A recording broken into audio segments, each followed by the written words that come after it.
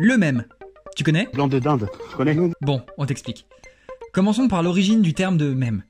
Pour ça, on va s'intéresser à ce monsieur-là, Richard Dawkins, qui est un biologiste et éthologiste britannique.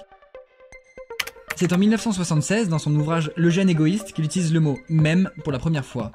Le mot, c'est un mélange du terme de la biologie « gène » et de la racine grecque « mimesis », qui veut dire « imitation » et a donné le mot français « mème ». Dawkins étudiait la biologie et notamment le comportement animal. Pour lui, un comportement ou une idée est comme un gène et ça se transmet, ça se reproduit, comme les mèmes. Le mème, comme on l'entend aujourd'hui, fait partie à part entière de la culture du web. Un mème a autant de formes que de public. Il peut être autant textuel, pictural ou vidéo, ce qui fait d'un mème un mème, c'est qu'il est vecteur de sens. Il peut être aussi humoristique que sérieux, tant qu'il est réutilisé et que ça se diffuse. Le mème véhicule de nombreux codes et symboles et est donc propre à une culture ou une communauté.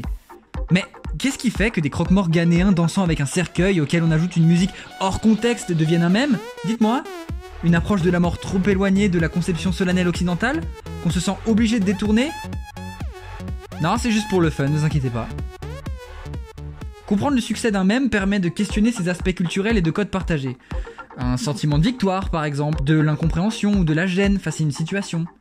Autant d'exemples et de sens qu'il y a de contexte à leur utilisation.